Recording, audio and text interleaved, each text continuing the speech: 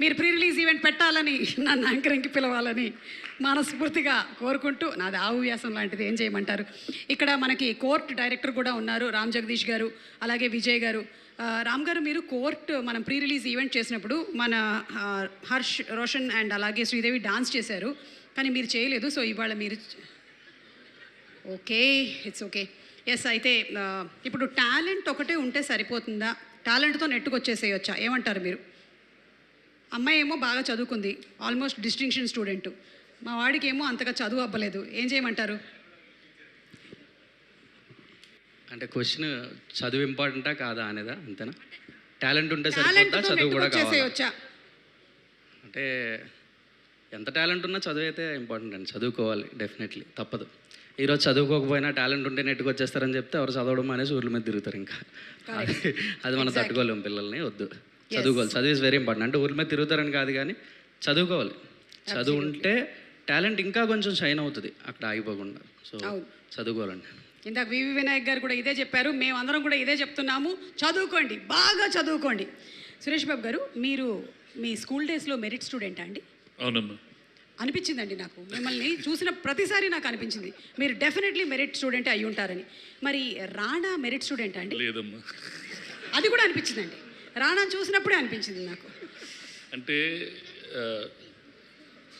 మనం ఫాదర్స్ పాటించిన పిల్లలు కూడా చేస్తారండి, అవన్నీ నమ్మకండి, ఎవరి పాటికి వాళ్ళు ఉంటారు. అదే అర్థమైంది సార్. ఇంకొకటి, వెంకటేష్ గారు మెరిట్ స్టూడెంటా sir? Okay okay, just student. Venkatesh garu ఈరోజు మీ గుట్టు రట్టయిపోయింది. కానీ వెంకటేష్ చాలా స్కూల్కి, నేను బెస్ట్ బాయ్ డాన్ బాస్కోకి, నా పేరు గీరు ఏమి రాయరు, వెంకటేష్ని ప్రతిదానికి వెంకటేష్ని పిలుస్తారు. Famous students of Don Bosco Vijay Amritraj, Venkatesh, Viswanathan Anand రాస్తారు. Famous students of Loyola college Venkatesh, అంటే చదువుకోపోయినా వాళ్ళు ఫేమస్ అయిపోయారు, వాళ్ళకి వస్తారు. వెంకటేష్, విశ్వనాథన్ ఆనంద్ రాస్తారు. Famous students of Loyola college Venkatesh, అంటే చదువుకోపోయినా వాళ్ళు ఫేమస్ అయిపోయారు, వాళ్ళకి వస్తారు. ఓకే, డాన్ బాస్కో వాళ్ళు లాయలా వాళ్ళు చూస్తున్నారు కదా ఇవాళ, చెప్పారు, విన్నారుగా మీరు. Okay, thank you sir, thank you so much. And ఇప్పుడు మన విజేంద్ర ప్రసాద్ గారు, ఆర్ జెన్సీ రైటర్ విజేంద్ర ప్రసాద్ గారిని ఒక సాంగ్ రిలీజ్ చేయవలసిందిగా రిక్వెస్ట్ చేస్తున్నాం. ఇది బ్యాండ్ మేళంలోని ఒక రీమిక్స్ వర్షన్,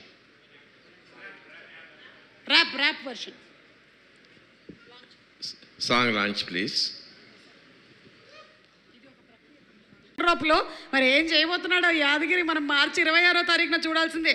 అయితే శ్రీ విష్ణు గారు, మిమ్మల్ని ఒక క్వశ్చన్ అడగచ్చా? ఇంకొక మైక్ ఇవ్వు బాబు. మీరు చదువుకునే రోజుల్లో మీ ఫేవరెట్ సబ్జెక్ట్ ఏంటండి? అన్నీ ఫేవరెట్, ఇంగ్లీష్ సమానంగా అన్నీ ఫేవరెట్, కానీ నాకు ఏ వచ్చేవి కాదు. ఓ అలాగా, ఓకే. సో కాలేజ్లో మీరు లేదా స్కూల్లో చేసినటువంటి చిలిపి పని ఏదైనా గుర్తుందా? చిలిపి అంటే నేను బాయ్స్ హాస్టల్, అది చిన్నప్పటి నుంచి. అక్కడ చేయకూడదా చిలిపి పనులు? బాయ్స్ చిలిపి అలా కాదండి, అంటే ఏదైనా అల్లరి పనులు ఏమైనా చేశారా? అల్లరి అంటే మ్యాక్సిమం గాడ్ దూక్ సినిమాలకు వెళ్ళటం. ఓకే, అదే అప్పుడు ఇంకా అదే. అప్పట్లో మీరు గోడ దూకి ఏ సినిమాకి వెళ్ళారు? నేను కాలేజ్లో ఎక్కువ గాడ్ దూకి నువ్వు నాకు నచ్చావు. Okay okay. సో మీరు కాలేజ్కి వచ్చేసరికల్లా మెరిట్ స్టూడెంట్ అయ్యారా? మెరిటేనండి, అంటే టాపర్నే, కానీ ఎగ్జామ్స్ రాసేవాడిని కాదు. ఓ అలా, అంటే మీ మైండ్లోనే మీరు టాపర్ అని ఫీల్ అయ్యేవాళ్ళు. బాగా ఎక్కువగా చదువుకునేటువంటి వాళ్ళని చూస్తే మీకు ఏమనిపించేది అసలు మీ క్లాస్లో? జాలేసేది. మీకు ఇష్టమైన టీచర్ ఎవరైనా ఉన్నారా? టీచర్ పీటీ సార్లు బాగా ఇష్టం, ఎందుకంటే అటెండెన్స్ ఇచ్చేవారు, నాకు గ్రౌండ్కి తీసుకెళ్ళి క్రికెట్ ఆడిచ్చేవారు. ఓకే, మిమ్మల్ని ఎప్పుడైనా బెత్తం పట్టుకొని కొట్టిన టీచర్స్ ఎవరైనా ఉన్నారా? పిచ్చి కొట్టేవారు వార్డెన్లు హాస్టల్లో. ఓకే, వాళ్ళు ఇప్పటికి కూడా మీరు గుర్తు చేసుకుంటూ ఉంటారా? పీడకలు ఏమైనా వస్తాయా మీకు? లేదు, ఇప్పటికీ టచ్లో ఉన్నారండి.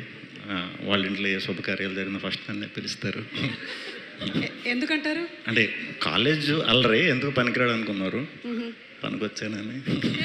మీ స్కూల్ డేస్లో మీకు ఏదైనా ప్రత్యేకమైన టాలెంట్ ఉండేదా, లైక్ కల్చరల్ యాక్టివిటీస్లో మీరు పార్టిసిపేట్ చేయడం? డ్రామాటిక్స్ క్లబ్, అదే థియేటర్స్ ఓకే, సో అప్పుడే మీరు డ్రామాస్లో పార్టిసిపేట్ చేసేవారు. చేసేవాడు. క్రికెట్ ఆడేవాడిని, తర్వాత డ్రామాస్. ఓకే, చెప్పినటువంటి డైలాగులు ఏమైనా గుర్తున్నాయా? మైమ్ ఎక్కువ చేసేవాడిని అండి, గుర్తింపు రాదు. Okay, that's all. అండ్ అలాగే ఇది ఒక లవ్ స్టోరీ ఫిల్డ్ విత్ బోల్డ్ అంత మ్యూజిక్ కాబట్టి మీకు ఇష్టమైనటువంటి లవ్ సాంగ్ అంటే ఏది చెప్తారు? నాది ఓం బిం బుష్లో నా సాంగ్ మోస్ట్ రీసెంట్ మీది. అప్పట్లో అంటే మీరు మీరు కాలేజ్ అప్పట్లో ప్రేమించుకున్నారా మేఘాలే తాకింది. 2 లైన్లు పాడండి, పర్లేదు. High high Lessa. Thank you. And అలాగే మా దగ్గర ఒక మ్యూజిక్ ఇన్స్ట్రుమెంట్ ఉంది. అమ్మ కొట్టేశారా? ఆ మ్యూజిక్ ఇన్స్ట్రుమెంట్ ఇవ్వండి ఒకసారి. ఇప్పుడు ఇదే పాటని మనకి మన రోషన్ ఇందులో వినిపిస్తాడు. మీరు ఆ పాట, మీకు ఆ పాట అంటే ఇష్టం. మేఘాలే తాకింది హాయ్ హాయ్ లెస్సా, నవరాగంలో నవ్వింది నా మోనాలిసా. రెడీ 1 2 3. దీనికి మైక్ ఎక్కడ పెట్టాలి నేను? ఓకే సరే, ఓకే అంటే థ్యాంక్ యూ. యా, అది వేరే మేఘాలే తాకింది. అసలు ఈ ఇన్స్ట్రుమెంట్ ఉండదండి ఆ సాంగ్లో.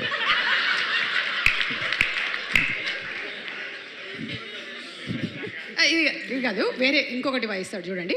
పుష్పాలోంచి ఫీలింగ్ వచ్చిందే ఫీలింగ్, అది వాయించు ఒకసారి. ట్రై చూడు.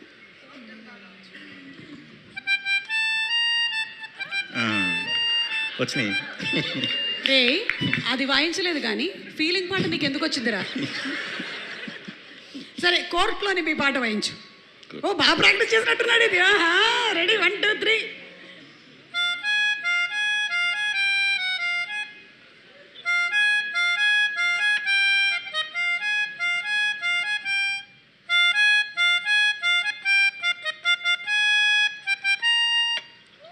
Not bad, super. విజయ్ గారు ఇస్ ప్రౌడ్ ఆఫ్ యూ. ఇది మాత్రం నాకు ఒకటి అర్థమైంది సతీష్ గారు, ఈ మ్యూజిక్ ఇన్స్ట్రుమెంట్ వాయించాలి అంటే మనలో గాలి ఉండాలి. గట్టిగా గాలి నేనైతే ట్రై చేయట్లేదు. ఇది కోన వెంకట్ గారు, మీరు ఎప్పుడైనా ఈ మ్యూజిక్ ఇన్స్ట్రుమెంట్ ట్రై చేశారా? నేను అంత సాహసం చేయలేకపోయాను, ఎందుకంటే నాకు కొంచెం గాలి తక్కువ.